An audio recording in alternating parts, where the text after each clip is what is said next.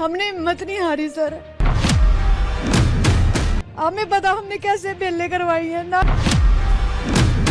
कोई हम काम कर सकते थे, ना हम कहीं जा सकते थे, ना कहीं आ सकते थे। जहाँ जाते थे इसके गुंडे पीछे लग जाते थे। और आज जो सेम मेरे साथ 4 साल 5 साल पहले हो चुका है ना, आज सेम जो एक पीड़ित कपूरथला की उठी है, आज सेम उसके साथ ऐसा ही हो रहा है। मैं सर 2016-17 के करीब मैं उनके संपर्क में आई थी। मैं अपने घर से बहुत परेशान रहती थी। मुझे किसी ने बताया था कि वहाँ जाओ, वहाँ बहुत चमत्कार होते हैं, जो आपके पति नशा करते हैं तो वहाँ जाओ, सब कुछ ठीक हो जाएगा। तो तब मैं वहाँ जाने लगी। पहले मैंने उनको ऑनलाइन देखा फेसबुक पे, तो मुझे लगा कि हाँ वाकई वहाँ पे लोग ठीक होते हैं, मतलब कि वहाँ दिखाते हैं सारा कि ये बीमारी ठीक होगी, वो बीमारी ठीक होगी। तो मैं वहाँ जाने लगी 23 सेक्टर बाल भवन में, जब वहाँ पे उनका चर्च लगता था, समागम वहाँ पे होता था। उसके बाद धीरे धीरे उन्होंने अपने वॉलंटियर्स के थ्रू मेरा नंबर लिया, कि नंबर लेके फिर उन्होंने मुझे कॉल करवाया, अपने वॉलंटियर्स से कॉल करवाया कि प्रॉफिट जी पर्सनल मीटिंग्स भी करते हैं, जिनके अलग अलग पोर्शन रखे हुए हैं, डायमंड मीटिंग, गोल्ड मीटिंग, ऐसे ऐसे करके अलग अलग पोर्शन रखे हुए हैं। तो मैंने बोला ठीक है, अगर मैं पास से जाके मिलूंगी तो शायद मेरे पति का कोई हल कर दे। मेरे पति चिट्टे का काम करते थे, वो नशा करते थे, तो घर पे बहुत ज़्यादा तनाव रहता था, बहुत ज़्यादा। हम लोग बहुत परेशान रहते थे, वो हमें खर्चा भी नहीं देते थे। तो उसके बाद फिर मैं उनके संपर्क में आई थी। उसके बाद जब उन्होंने मुझे फ़ोन करके बुलाया, फिर मतलब कि ऐसे रूटीन चलता रहा 6 महीने। मतलब कि वो बुलाते रहते थे अपनी पर्सनल, 63 सेक्टर में बुलाते थे, वहाँ उनकी पर्सनल मीटिंग होती थी। वो फॉरेस्ट वाले का फ्लैट था जहाँ वो पर्सनल मीटिंग रखते थे उनको रेंट पे लेके। उसके बाद एक दिन ऐसा हो, उन्होंने अपने मुझे झांसे में लिया हुआ था। उन्होंने मुझे बोला हुआ था अब तुम हमारी मिनिस्ट्री में आ गई हो, हम तुम्हें अपनी मिनिस्ट्री का प्रधान बना देंगे और हम तुम्हें यूके वाली मिनिस्ट्री दे देंगे और तुम्हें यूके भेज देंगे। तो मैं उनकी बातों में आ गई। ऐसे झांसे का क्या मतलब है, मतलब कैसे झांसे में दिया? उन्होंने सर मुझे लालच दिया ना कि तुम्हें हम यूके भेज देंगे, यूके भेज देंगे, तुम्हारा पासपोर्ट बना हुआ है, तुम और भी हमें बंदे ला के दो जिनको हम फौरन भेजेंगे। किस चीज़ के लिए फौरन भेजेंगे? यही मिनिस्ट्री चलाने के लिए सर। अच्छा ठीक हाँ जी, PBS में जो भी मिनिस्ट्री का नाम है वो चलाने के लिए हम तुम्हें यूके भेज देंगे। ठीक है। फिर उसके बाद क्या हुआ? उसके बाद एक दिन ऐसा आया, जैसे मैं विश्वास करती थी उन पे, मैं तो उनको गुरु मानती थी ना, अब उनके मन में क्या था क्या नहीं था वो मुझे नहीं पता था। उन्होंने मुझे एक दिन बुलाया, शाम को करीब 6 बजे बुलाया, और मैं कैब बुक करके जैसे रूटीन में पहले जाते थे वैसे चले गए हम। उसके बाद क्या हुआ, मैंने वहाँ जाके रूटीन की तरह चाय पी, और उसके बाद मुझे कुछ नहीं पता, उसने मेरे साथ गलत किया और मुझे इस चीज़ का बिल्कुल भी मतलब कि था नहीं, और मैं बेहोश थी। मैं घर खुद भी नहीं गई, उसके बाउंसर मुझे छोड़ के आए थे। मैंने जब एक औरत के साथ गलत होता है ना, तो उसको पता लग जाता है कि उसके शरीर के साथ छेड़छाड़ हुई है। तो उसके बाद जो मेरे शरीर का हाल था, उसके बाद जो मेरे शरीर में दर्द था, वो मुझे महसूस हुआ कि मेरे साथ गलत हुआ है कुछ। फिर मैंने सोचा नहीं, मुझे ऐसे ही लग रहा होगा। मेरे दिमाग में मतलब कि बहुत सारे क्वेश्चन आ रहे थे उस टाइम। धीरे धीरे ऐसे वैसे वो मुझे बुलाते गए, तब उन्होंने मेरे साथ गलत नहीं किया। उसके बाद एक दिन ऐसा आया, उन्होंने फिर दोबारा मुझे बुलाया। मैं कहा नहीं प्रॉफिट जी, मैंने नहीं आना है। कहते तुझे आना पड़ेगा। मैं कहा मैंने नहीं आना। कहते तुझे आना पड़ेगा। उन्होंने मुझे थ्रेट किया। उसके बाद जब मैं गई, मैं कहते मेरे पास ना तुम्हारी एक चीज़ है, मैं तुम्हें दिखाना चाहता हूँ। मैं डर गई। मैं कहा पता नहीं क्या है, शायद मेरे बच्चों का कुछ है, शायद मेरे फैमिली का कुछ मैटर है। मैं सर वहाँ गई और उसने मुझे मेरी वीडियो दिखाई। उसके बाद मैं इतना रोई, और उसने मुझे लगातार फिर मतलब कि हफ्ते में 2-2 बार यूज़ किया उस इंसान ने। और एक दिन ऐसा मतलब कि हद होगी, वो अम्बाला रोड पे मुझे ले गए अपनी गाड़ी में, 92 नंबर गाड़ी थी फोर्ड की। अम्बाला रोड पे ले गए और वहाँ जाके उन्होंने मुझे इतना कुट्टा कि तू हमारे कहने पे क्यों नहीं आती है। सर मैं तंग आ चुकी थी उसके अत्याचार से, बहुत ज़्यादा तंग आ चुकी थी। यानी आप कह रहे हैं कि उन्होंने आपको चाय में कुछ नशीली दवाई मिलाई और उसके बाद आपके साथ गलत काम किया? बिल्कुल सर। उसको फिल्म भी किया? उसको उन्होंने मेरी वीडियो बना रही कि तेरे पेरेंट्स तो फॉरेन है और मेरे भी कुछ मतलब कि जानकार हैं जो तेरे पेरेंट्स के जानकार हैं। उसके बाद मैं तेरी फॉरेन जाके वीडियो लीक कर दूंगा, तेरी फोटोज मैं अपलोड कर दूंगा इंटरनेट पे। और सर इसने किया भी, इसने गलत साइडों पे मेरी फोटो डाल दी। 2019 में इसके ऊपर पर्चा दर्ज हो रखा है चंडीगढ़ में। इसने मेरी फोटो डाल दी, गलत साइडों पे मेरी फोटो डाल दी। तो ये क्या धर्म के नाम पर लोगों को बेवकूफ बनाता सर धर्म के नाम पर। अब इतनी दुनिया जाती है, इतने आप लोग देखते हो उनके समागम में कितने लोग आते हैं, पर जब उनके पास उनके साथ मतलब कि कुछ गलत होता है ना तो सर कोई आवाज नहीं उठाता। क्यों नहीं उठाता सर? ये धमकाता है, मारता है लोगों को। मुझे भी बहुत मारा है। अंशु जो अभी नई लड़की आई है उसको भी बहुत मारा था। उस टाइम मैंने चिल्ला चिल्ला के बोला था ये गलत बंदा है, ये बाबा है, ये पखंडी है, पर मेरी किसी ने नहीं सुनी सर। मेरे खिलाफ धरने लगे, मेरे खिलाफ कैंडल मार्च हुई। और जब बंदा ये 3 महीने जेल के अंदर रह के आया, इसने आके मेरा जीना हराम कर दिया। मैं सिर्फ अपने लिए नहीं लड़ रही थी, मैं और भी लड़कियों के लिए लड़ रही थी। इस बंदे ने मेरा जीना हराम कर दिया। जिस बंदे ने, किसी एनजीओ के प्रधान ने मेरी मदद करी थी ना, मेरे पीछे उसके ऊपर पर्चे हो गए, पर हमने हिम्मत नहीं हारी ना।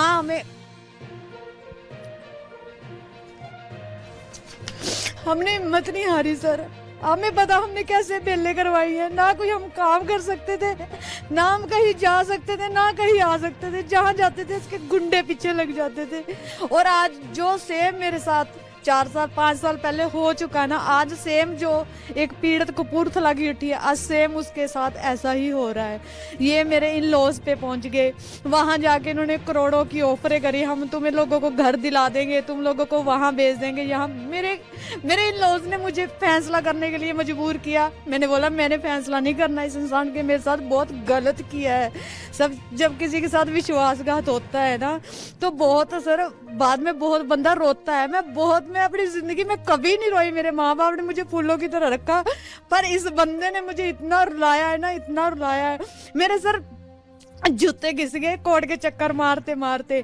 पर्चा इस पे दर्ज हुआ। उसके बाद मेरे ऊपर जो जिस लड़के ने मेरी हेल्प करी थी उसके ऊपर सर इतने पर्चे दर्ज हो गए, हम जमानत कराते। इसकी खुद की वाइफ अनिका, जो इसने ऊपर हमारे ऊपर छेड़छाड़ का, एक लड़की के ऊपर छेड़छाड़ का पर्चा दर्ज हो सकता है? आप बताएं मुझे। एक चीज़ बताइए, जो आप कह रहे हैं कि मीटिंगें होती थी, सिल्वर मीटिंग होती थी, गोल्ड मीटिंग होती थी, डायमंड मीटिंग होती थी, ये क्या है? किस तरह की मीटिंग है ये? सर एक जैसे अब मैं सुंदर हूँ, इसने लड़की चुन ली, अपने समागम में से लड़की चुन ली, मैं सुंदर हूँ, मुझे उठा लिया, मुझे बस बुला लिया, अपने ऑफिस में बुला लिया, मुझे लालच दे दिया हम तुम्हें प्रधान बना देंगे, ये वाली चीज़ें तुमने संभालनी है। तो बंदा उस टाइम सोचता है फ्लो में कि ठीक है कोई बात नहीं, मुझे इतनी बड़ी जिम्मेदारी मिल रही है, मैं इनके लिए काम करूंगी। बंदा तो इस तरीके से सोचता है। फिर इन्होंने बोलना है कि जो समागम में रिच बंदे आते हैं या रिच बंदियाँ आती हैं उनको आपने ऐसे ऐसे करके ये वाले पैकेज देने हैं, जो मतलब कि सबसे लो वाला पैकेज 25,000 का, जो उससे ऊपर 50,000 का, उसके ऊपर लाख का, ऐसे ऐसे पैकेज है।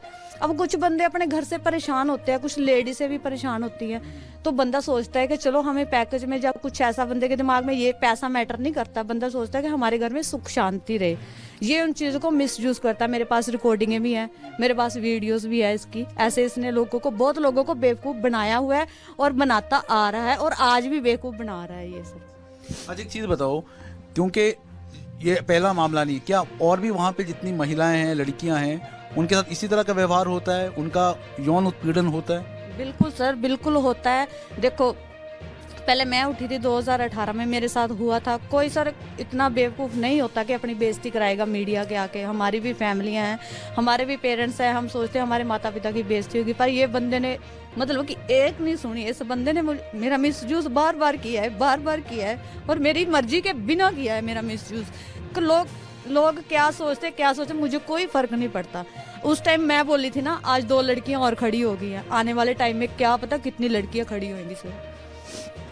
अच्छा एक और चीज़ बताओ, क्योंकि आप लगातार जब उनके संपर्क में थे, आप कहते थे कि आप लोगों को कहते थे कि मीटिंग के जरिए इन्फ्लुएंस करें, तो क्या वहाँ पे धर्म परिवर्तन भी होता था? बिल्कुल सर, हम जाते थे वहाँ पे, धर्म परिवर्तन जहाँ करवाता था ये सबसे शुभ कर धर्म परिवर्तन का था। जैसे किसी गांव में ले गया लोगों को, बस भर के, अपनी मैटाडोर भर के, अलग अलग गाड़ियों पे लोगों को बोलता है कि वहाँ से लोगों को लेके आना है, सबका धर्म परिवर्तन कराता है। लोग बोले ना बोले, लेकिन हमने अपनी आंखों से देखा हुआ है। कैसे, ये जानना चाहेंगे कैसे धर्म परिवर्तन करवाता है? क्या उसके लिए फंडिंग वगैरह भी आती है?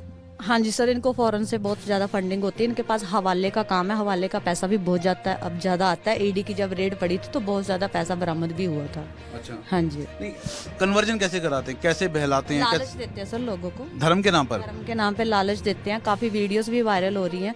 अब जो गरीब है बेचारा, वो तो यही सोचेगा चलो कोई बात नहीं, 4 पैसे मिल रहे हैं, झूठ बोल लेंगे तो क्या जाता है। अब झुग्गी झोंप वहाँ आप जितना भी देखोगे ना, जो अमीर लोग उनको आगे बिठाया होगा और बाकी जितनी भी पब्लिक होगी झुग्गी झोंपड़ियों वाली होगी उनको पीछे बिठाया होगा। और उन्हीं में से ये सारी प्रैक्टिस होती है। ये जो अच्छा पीजीआई में लोग नहीं ठीक हो रहे, क्या तुम जाके पीजीआई ठीक कर सकते हो? 32 में लोग नहीं ठीक हो रहे, क्या तुम कर सकते हो? नहीं कर सकते। इसके पास इल्म है, ये इल्म पढ़ता है और उसी से अपना काम चलाता है, और इसके पास कुछ नहीं है। बाइबल का सिर्फ ये नाम यूज कर रहा है। हम क्रिश्चियन धर्म को बुरा नहीं कह रहे, हम बाइबल को बुरा बिल्कुल नहीं कह रहे। बाइबल एक शांति का प्रतीक है। प्रभु यीशु मसीह ने बोला है, मांगोगे तो दिया जाएगा, ढूंढोगे तो पाओगे, खटखटाओगे तो तुम्हारे वास्ते हमेशा खोला जाएगा, जो कि हर भगवान के दर पे लिखा हुआ है। पर ये बंदा बाइबल का गलत मिसयूज कर रहा है।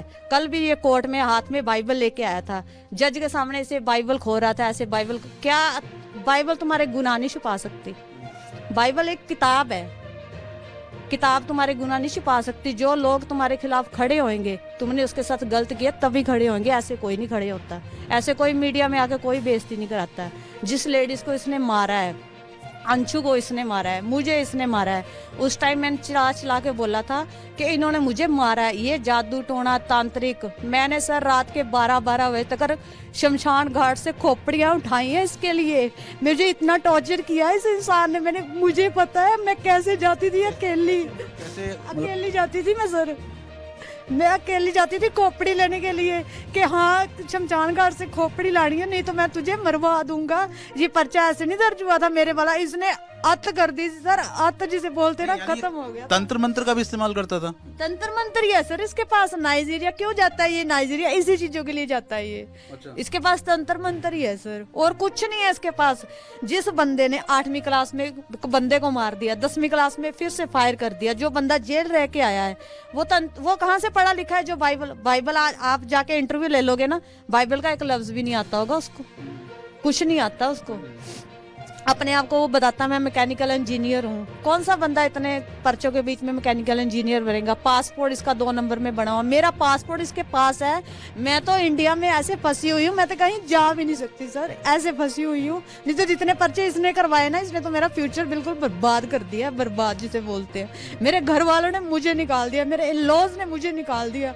अब जहाँ पे मैं हूँ, ये बंदे, मेरे पास फोटोग्राफ्स पड़ी है, ये बंदे वहां भी पहुंच गए मेरे लिए स्पेशल। मेरे घर के नीचे इसने कैमरे लगवाए, 45,000 के कैमरे स्पेशल मेरे लिए लगवाए। जाती है, आती है, मेरे लिए जा रही है, जो क्या करने जा रही है।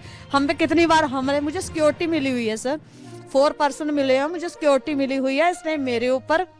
और जो मेरे साथ लड़का होता है प्रधान वाल्मीकि शक्ति संगठन का, उसके ऊपर FIRs और बहुत सारे हमले करवा चुका है ये, और बंदे भी अरेस्ट हो चुके हैं सर।